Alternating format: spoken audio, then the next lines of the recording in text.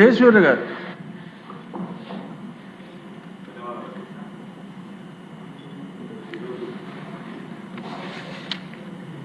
ప్రభావం పైన రాష్ట్రంలో వర్షాలు లేక తాగునీటికి కూడా ఇబ్బంది పడుతున్నటువంటి సందర్భాన్ని మనం చూస్తున్నాం అధ్యక్ష. అయితే గౌరవ ముఖ్యమంత్రి గారి సూచనలు సలహా మేరకు రైతాంగం అంతా కూడా ఎలినో ప్రభావం ఉంటుంది కాబట్టి మన వర్షాధారం మీద ఆధారపడినటువంటి ప్రాంతం అంతా కూడా ఆరుతడి పంటలు వేసుకోవాలని చెప్పేసి ఎప్పటికప్పుడు మార్గదర్శకాలు ఇస్తూ రైతాంగాన్ని ఆదుకోవడం జరిగింది అధ్యక్ష. ఈరోజు ముఖ్యంగా చూసుకున్నట్లయితే మా రాయలసీమ ప్రాంతానికి సంబంధించి తుంగభద్ర డ్యామ్ నుంచి కానివ్వండి, ఇటు శ్రీశైలం ప్రాజెక్టు నుంచి కూడా మా ప్రాంతానికి అంతా కూడా తాగునీటికి సాగునీటికి నీరు రావాల్సినటువంటి అవసరం ఉంది అధ్యక్ష. ఈసారి ఆశించిన స్థాయిలో తుంగభద్ర డ్యామ్ పైన వర్షాలు పడలేదు. కృష్ణమ్మ కొంతమేరకు రావడంతో కనీసం శ్రీశైలం తాగునీటి కన్నా ఈరోజు నీరు లభ్యత అయ్యేటువంటి సందర్భం ఏర్పడింది అధ్యక్ష. ముఖ్యంగా ముఖద్వారమైనటువంటి కర్నూలు జిల్లా నందికొట్కు నియోజకవర్గం మన రాయలసీమ ప్రాంతానికి అంతా కూడా నీటి ఇచ్చేటువంటి ప్రాంతం అధ్యక్ష. ఎందుకంటే ఒకవైపు హెచ్ఎన్ఎస్కు దాదాపు 730 కిలోమీటర్ల వరకు శ్రీశైలం రిజర్వాయర్ నుంచే మనం నీళ్లు తీసుకోగలుగుతున్నాం. మరి పోతిరెడ్డిపాడు రెగ్యులేటర్ నుంచి కూడా నెల్లూరు కానివ్వండి, మద్రాసు కానివ్వండి, సాగు కానివ్వండి, తాగునీటికి కానివ్వండి ఇచ్చినటువంటి ప్రాంతం అధ్యక్ష. అటువంటి ప్రాంతంలో కూడా వర్షాలు పడక ఈరోజు తీవ్రమైనటువంటి నీటి ఎద్దడి పరిస్థితి ఏర్పడినటువంటి సందర్భాన్ని మనం చూస్తున్నాం అధ్యక్ష.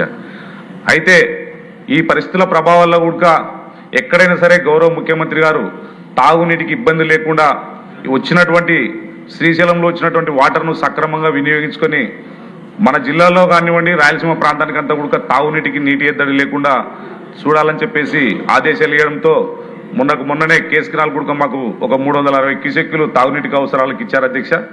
అయితే ముఖ్యంగా అధ్యక్ష, మా నందికొట్కు నియోజకవర్గానికి సంబంధించి రాయలసీమ ప్రాంతానికి అంతా కూడా నీళ్ళు వెళ్తాయి, కానీ మా నియోజకవర్గానికి తీవ్రమైనటువంటి నీటి ఎద్దడి తాగునీటికి కూడా చాలా ఇబ్బందికరమైనటువంటి పరిస్థితి ఈరోజు ఏర్పడింది అధ్యక్ష.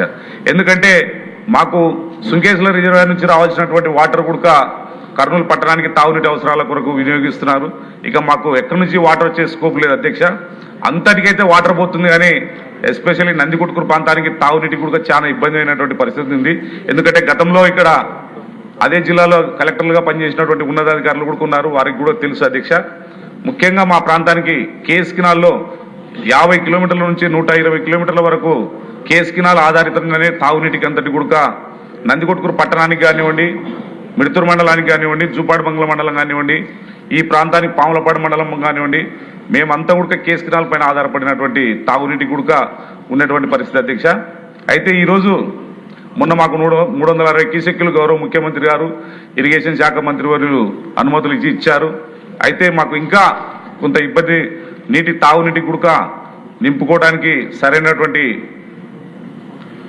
కుంటలు కానివ్వండి ఏమీ లేవు. ఎందుకంటే కేసీ కెనాల్ నుంచే మేము సమ్మర్ స్టోరేజ్లకు తీసుకోవాలి.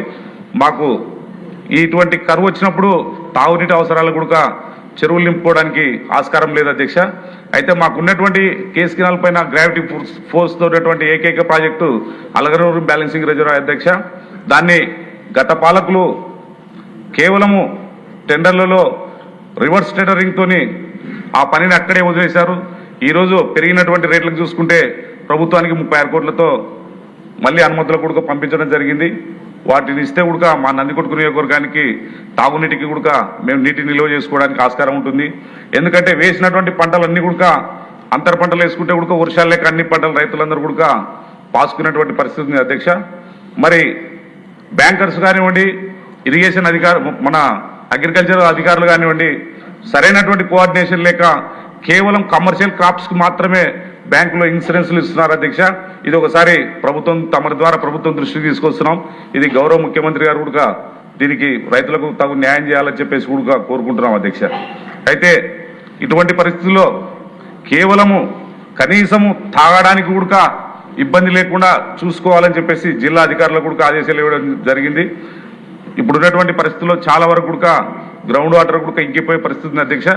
బోర్వెల్స్ ఇస్తున్నారు, అలాగే తాగునీటికి ఎక్కడే కానీ ఇబ్బంది లేకుండా గౌరవ ముఖ్యమంత్రి గారు చేపట్టినటువంటి చర్యలన్నీ కూడా ఇప్పటి వరకైతే ఇబ్బంది లేవు. రాబోయే రోజులలో కూడా రైతాంగానికి సరైనటువంటి సూచనలు ఇచ్చి ఆదుకోవాలని చెప్పేసి కోరుకుంటూ ఈ అవకాశం కల్పించినందుకు మీకు ప్రత్యేక ధన్యవాదాలు తెలియజేస్తున్నాను అధ్యక్ష.